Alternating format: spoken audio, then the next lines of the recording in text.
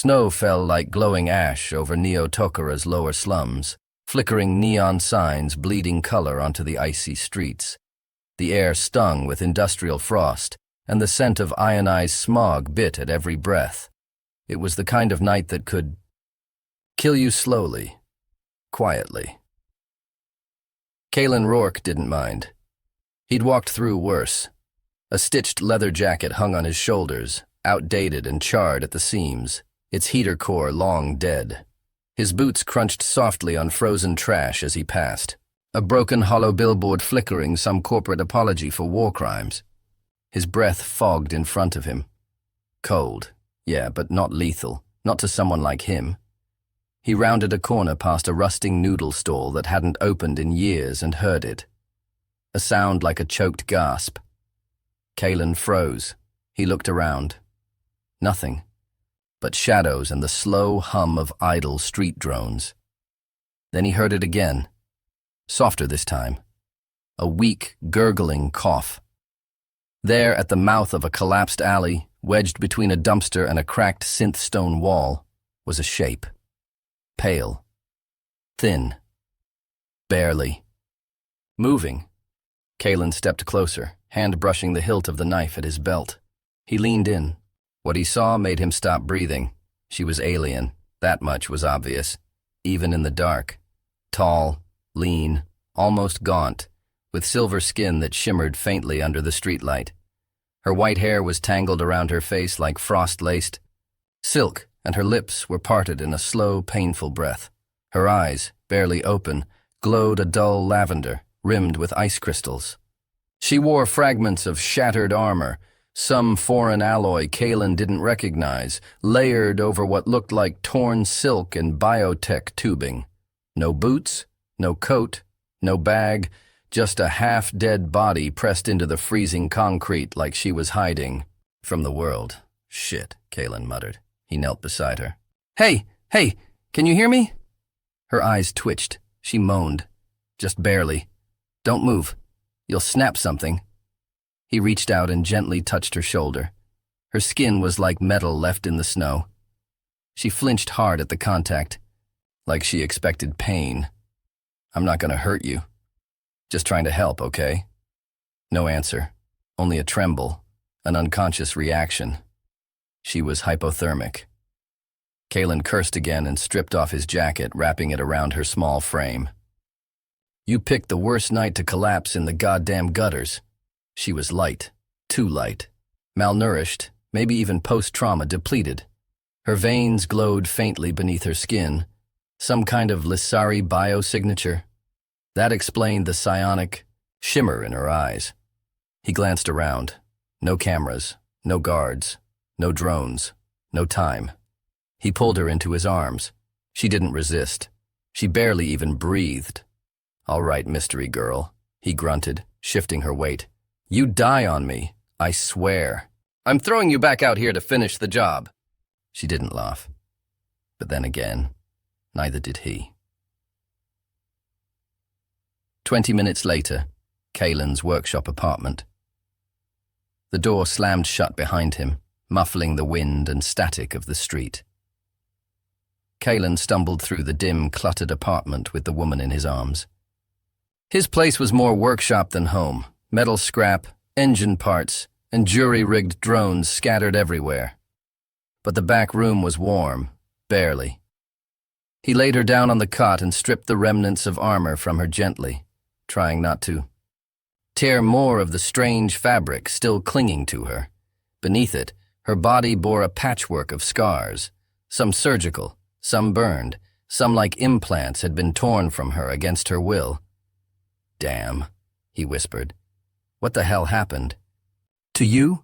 She made a sound, almost like a word, but it faded into a shiver. Her hands clutched weakly at the blanket he threw over her. Kalen scrambled for his ancient medkit, popped a stim patch, and applied it just beneath her clavicle. Her skin pulsed once, her back arching. Her eyes flared wide with sudden psionic light, then she coughed, and finally she spoke. You are not enemy? Her voice was cracked, melodic even in pain. Her accent was thick, Lissari for sure, but her Terran was understandable. "No, I'm not with whoever did that to you." She stared at him, uncertain, then blinked slowly. "You are. Warm." He raised a brow. "Yeah, well, I'm not a corpse in a freezer, so that checks out." Silence. Her breathing slowed. "Name's Kaylin," he added after a moment. "Kaylin Rourke." She didn't respond immediately. Then, barely audible, "Valeth." Kaylin nodded. "All right, Valeth. You're safe here. No one's gonna hurt you. Got it?" Her gaze lingered on him, studying, as if weighing the truth of his words. And then, something subtle shifted. Her fingers reached for the edge of the blanket he'd just laid on her, and she tugged it upward, but not over herself. Over him. Kaylin froze. She was shaking, but her hand gripped his wrist, with surprising strength. "Cold," she whispered. "Do not go." He hesitated. Everything in him told him this was insane, but her eyes, strange, luminous, and full of weary desperation, held his like a tether. And truth be told, he didn't want to leave. With a sigh, he slid onto the cot beside her, careful not to touch. She adjusted, curling like a wounded animal toward the warmth. Her skin still felt cold, but not dangerously so. As the silence deepened, he heard her breathing slow. Then her lips moved again, a whisper in her own tongue. He didn't know the words, but the sound. It was peaceful, maybe even grateful. He closed his eyes. Somewhere in the dark, a memory not his fire, explosions of ultraviolet flame, screaming winds, and a voice, deep, resonant, male, crying her name across a battlefield. "Valeth, stay with me." A hand slips from hers, and the world shatters in a flash of red. Her bondmate, ripped from existence, pain, cold, escape, chains, silence, then warmth, a scent, rough hands, steady arms, a voice that doesn't command but offers. She clings to that memory in the dark, whispers it like prayer. Back in the present, before dawn, Kaylin woke to the feeling of something soft pressed against his chest. Valeth. She had curled into him in the night, hand against his heart, breath warm against his throat. Her body trembled now, not from cold, but dreams. He didn't move. He barely breathed. He looked down, and for the first time, really saw her. Not just the scars, or the alienness, but the fragility, the grief, the survival. She hadn't died. In the snow. She'd chosen to live. Chosen to trust. And somehow, he felt like that trust mattered more than anything else had in years. Early morning. Kaylin's apartment. Valeth stirred slowly, as if surfacing from deep water. Her long lashes fluttered against her cheeks before lifting. Pale violet eyes blinked blearily, tracking the dim light that filtered in through the shuttered window. Warmth. It surrounded her. Not just physical warmth, but a kind of presence. Alive. Protective. Her gaze shifted. The human was still beside her. Kaylin. He'd fallen asleep half-sitting, one arm across the edge of the cot as if keeping her from falling. His jaw was stubbled, and his shirt had come loose in the night, exposing skin marked with old battle scars. She stared curiously. Their kinds weren't so different, not where it mattered, not where they bled. Her hand moved before she told it to. Fingertips ghosted over his chest, rough skin, steady pulse. He didn't stir. She studied him in silence for a long moment, lips parting. Then, softly, she whispered, "Still not enemy." Kaylin woke minutes later to the smell of synth coffee and the hum of an active heating unit, which was weird because he hadn't had power running to that corner of the apartment in over 3 months. He groaned and rubbed his face. What the hell? Then he looked toward the small workbench near the cot.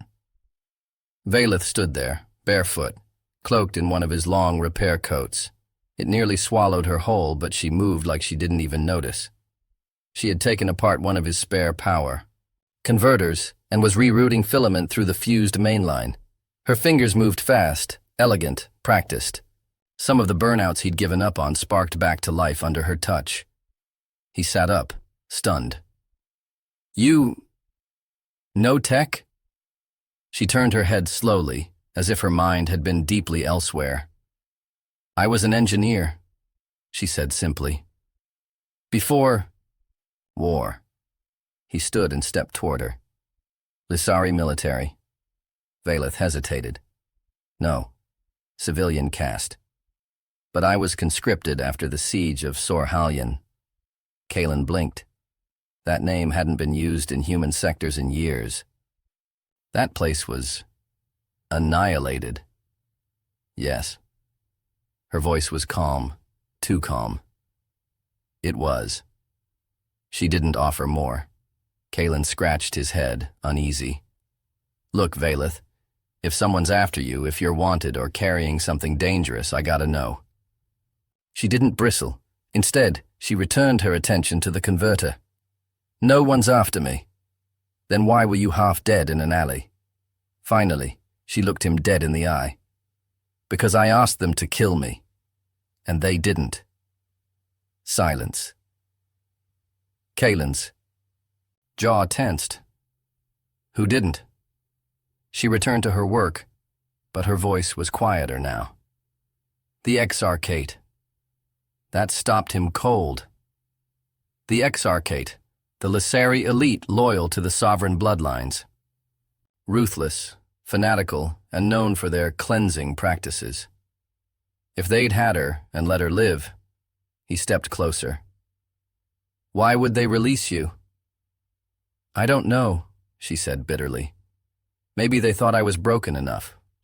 Or maybe they thought it was more cruel to let me live." Kalen said nothing for a long time.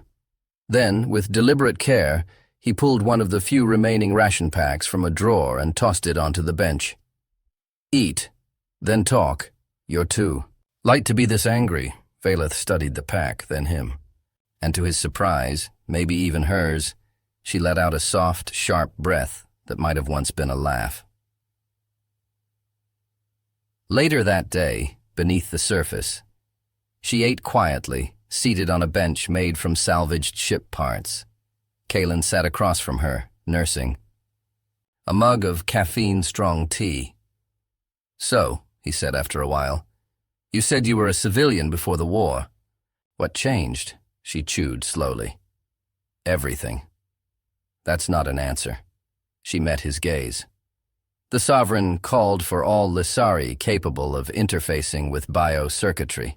They needed weapons that could think and adapt." She touched her temple. "I was too good at my job. I built one." Kalen leaned forward. "A weapon?"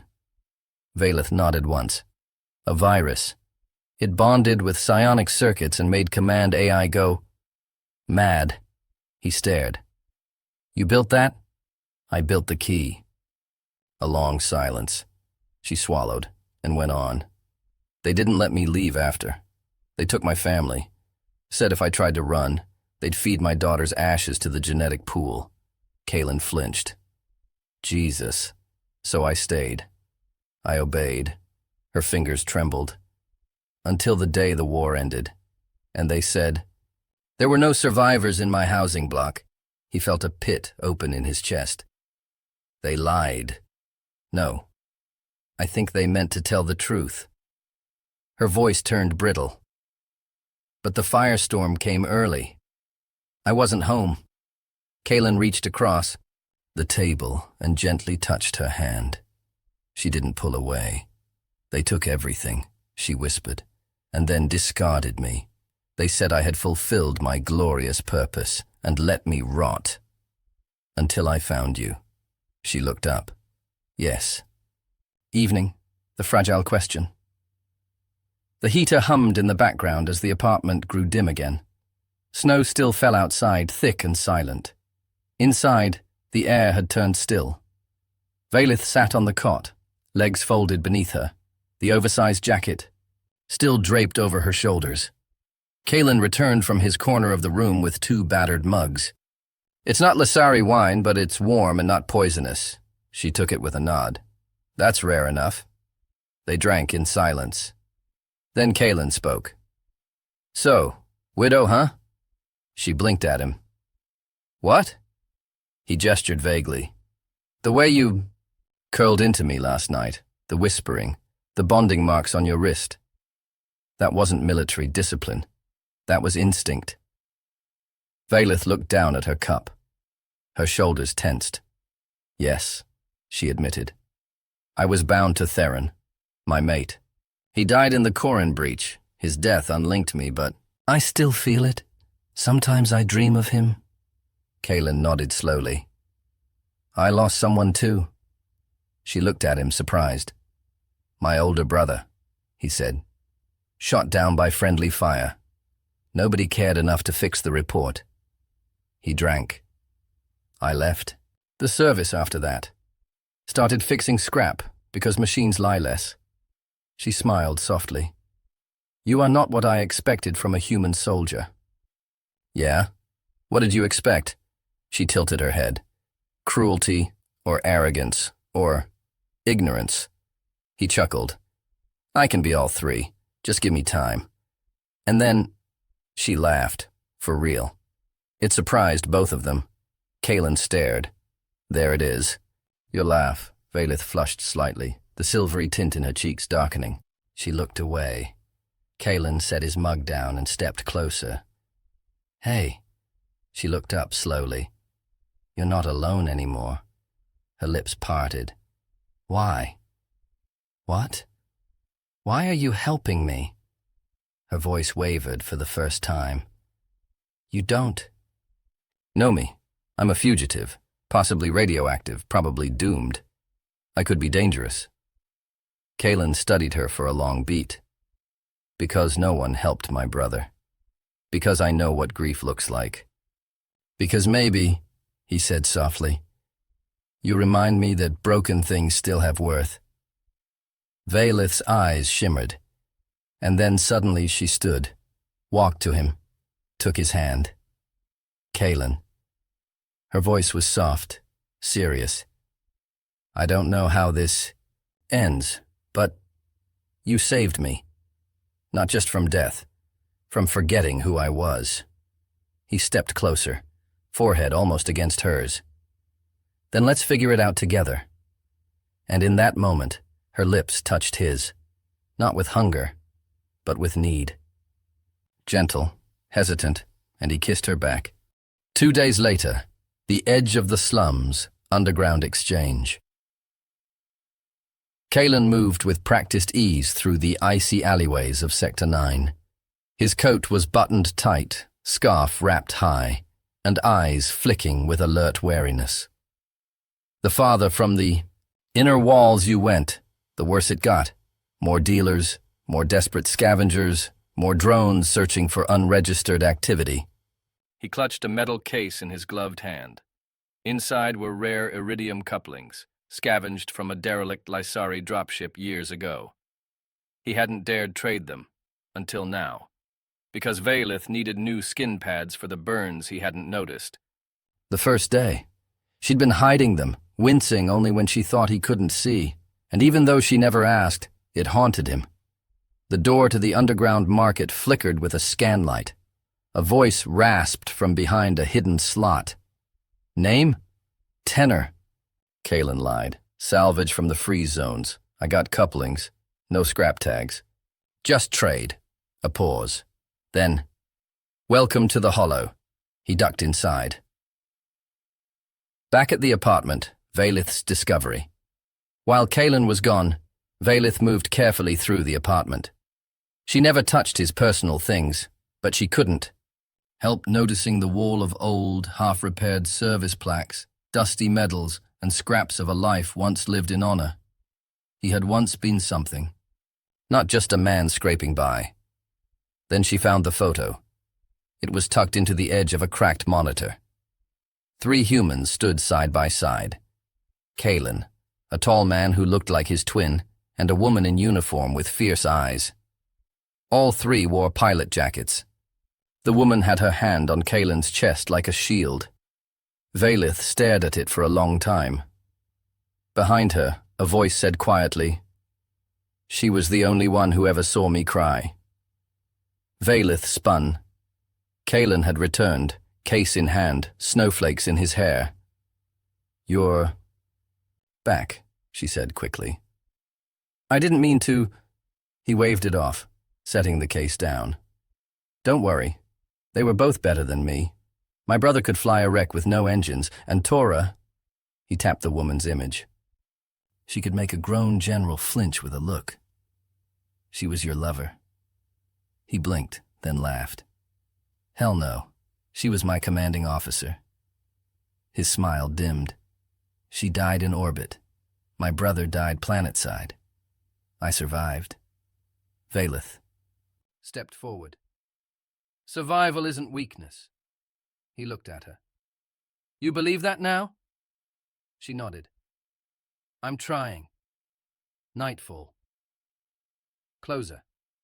That night, the heat unit buzzed low as wind howled outside. Vaylith sat at the edge of the cot, the medgel on her arms glowing faintly. Kaelin sat beside her, reading diagnostic specs on a cracked screen. They didn't speak for a long time. Then she asked quietly, "Did you ever lose your faith?" Kaelin didn't look up. "In what?"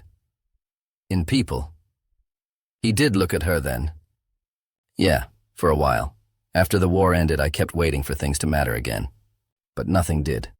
The world kept turning, just colder, more broken, like we were all pretending. And now," he reached up, brushing a stray lock of silver hair from her cheek. "Now I don't have to pretend." She closed her eyes under his touch. "Your world is strange, harsh, but it has good things. Like—" She turned, slowly, to face him. "Like you." He kissed her again. This time it wasn't cautious.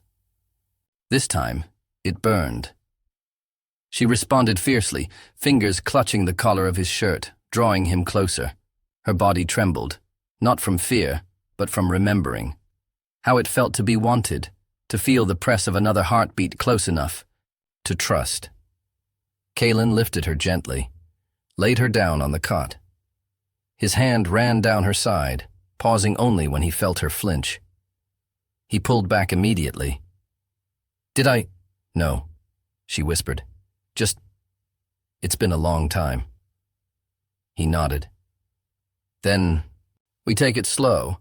We do this together." And together, they undressed the fear. Bit by bit, layer by layer. Not as soldier and fugitive, but as man and woman who had survived more than war. As the heater buzzed and snow fell outside, they found warmth not just in each other's arms, but in each other's pain, and the strange way it all finally made sense later in the quiet.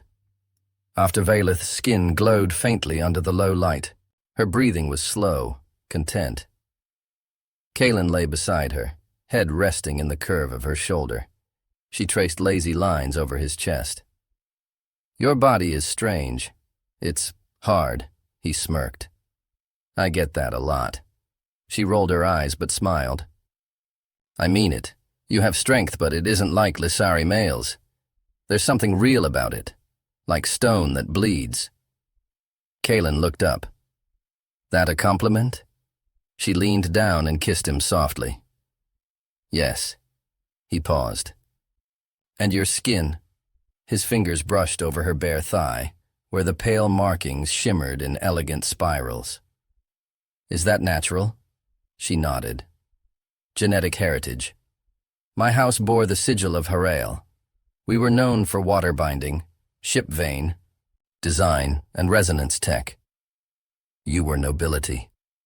"Once," she said, with no pride. "But nobility dies fast in war." Kaelin stared at her, tracing the soft gleam of violet luminescence that wrapped around her side. "You're beautiful." Valeth smiled slowly, like the first hint of sunrise after too long in the dark. You're biased. He kissed her shoulder. Damn right. Morning again. Uninvited guests. Kalen woke first, reaching for the ration heater when something in his HUD scanner blinked. A red warning. Perimeter breach. He cursed under his breath and reached for his shirt. Valeth, wake up. She stirred immediately, already alert. What is it? He pointed to the screen. Someone's at the hatch. She slid out of bed, throwing the jacket around herself. I didn't trigger anything. I haven't left. I know. He crossed to the wall panel, pressed the override, and flipped to the camera. 3 figures stood outside. Human. 2 armed, 1 with a scanner. Kalen exhaled sharply. Scavs. Or worse. Valeth came up beside him. They're not just scavengers. That scanner. Her voice dropped. That's Lissari, reclaimed tech, designed to track resonance signatures. Kalen stared at her. They're hunting you. Valeth didn't blink. No, not them. Her eyes narrowed. They're paid. To find me. Kalen pulled open a drawer, retrieving an old pistol. Then let's make them regret that paycheck. Perimeter breach, seconds before impact. The moment the trio at the hatch began to override the outer locks, Kalen was already moving. Back corner, he muttered, motioning for Valeth. Stay behind the panel if shooting starts. I'm not helpless, she protested, flexing her fingers. Her bioresonance shimmered faintly beneath her skin. He looked over. You still healing. Let me buy the moment. Then we fight. They shared a glance. Not fear, a decision. The inner lock hissed. Kalen was crouched behind the central pipe fixture when the first mercenary kicked the door open and swept the room. A second followed. Male. Scar over one eye, scanner in hand. He's here, he growled. And someone else. He never finished. Kalen's pistol barked once. The man's scanner exploded, spraying sparks into his neck. He went down clutching it, screaming. The third man, a quiet one with an augment on his jaw, didn't panic. He raised a plasma pistol and calmly said, We only want the girl. She's not for sale, Kalen growled. Then you'll die broke, the merc replied, and opened fire. Blades, bullets, and bonding. The firefight was brutal and fast. Kalen was outnumbered, outgunned, and pinned behind cover with an old pistol and too few rounds. But Valeth was Lissari. She rose from cover with her bare hands pulsing with energy, skin lit like starlight. Her voice echoed in a deep resonance that vibrated the walls. You trespass on sacred kinbound land. Withdraw or be cleansed. They hesitated. Then the augmented one laughed. Spare me the ritual speech, princess. Your house burned. Valeth's eyes flared. Her hands came together in a pulse of blue-white force. The closest attacker was thrown into the far wall, screaming as bones shattered. Kalen moved with her, shooting the last standing one as Valeth surged forward, spun, and slammed a shockwave into the ground. The remaining merc toppled. Kalen rose. From the smoke, coughing. You were holding back. Valeth stood panting. I didn't want to destroy your walls. He blinked at the cracked ceiling. Thanks for the courtesy. Then her legs buckled. Kalen caught her before she hit the floor. Her skin was burning hot. You're bleeding. It's all right, she murmured. Just old implants overloading. I need rest. He pulled her close. I've got you. I've always got you. Aftermath. What the bodyguards revealed. They didn't kill the augmented merc.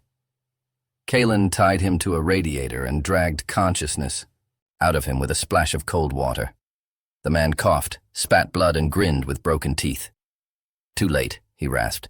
We weren't the only ones hired. They want her alive, or in pieces. Doesn't matter. Who's they? You. Think the Empire died just because your war ended. Her kind made enemies across systems. There's still bounties, still buyers, and she's worth millions. Kalen's fist clenched, but Valeth stopped him. She knelt beside the man, burning eyes narrowed. You will go back to your employer, she whispered, and tell them I'm dead. Say it was cold. Say the body burned in a fusion leak. The merc chuckled weakly. And if I don't? Her voice chilled. Then your brain will cook from inside. I'll make your blood sing. Something in her tone, resonant, ancient, full of power, made even Kalen shiver. The merc nodded quickly. By morning, he was gone, limping and trembling, carrying a story soaked in lies and fear. 2 weeks later, a new beginning, they didn't. Stay in Sector 9. Kalen sold the iridium couplings, cashed out the last of his old flight credits, and bought passage to a hidden outpost south of the Glacier Ridge. A geothermal station, half abandoned. Power core still functioning. It was warm, remote. Perfect. Valeth, bundled in one of Kalen's jackets, stood on the upper walkway as wind howled outside. Her silver hair glowed against the amber light of the rising sun. She was healing, stronger now. She'd even started laughing again. Kalen came up behind her, wrapped arms around her waist. She leaned into him without a word, then, softly, Do you miss it? Miss what? The old world, the people, the uniform. Kalen thought about it. Then he shook his head. I don't miss who I was, but I like who I'm becoming. She turned. Their eyes met. She took his hand and placed something in it. A ring. Not metal. Organic. Shaped from Lissari bone vine. Faintly glowing. What's this? He whispered. In my culture, she said quietly. We don't propose with words. We bind. His throat caught. You sure? He asked. I was yours the night you wrapped me in that blanket and turned away when I cried, she said. I was yours when you told me not to be afraid. He slipped the ring on, then reached into his pocket. I didn't have a ring, he admitted, but I carved something.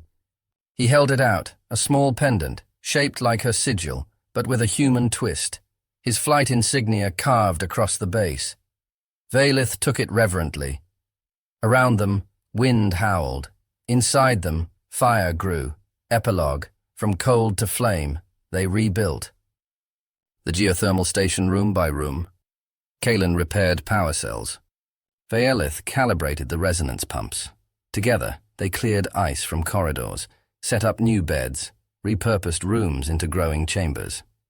It wasn't much, but it was theirs. And sometimes, when the snow blew high and the stars blazed cold overhead, they would lie together in the warmth, her head on his chest, his arms around her waist. 2 survivors, 1 bed. And a future neither had dared to believe in.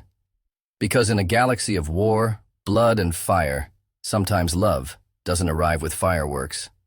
Sometimes it's just a blanket on a freezing night and someone who stays.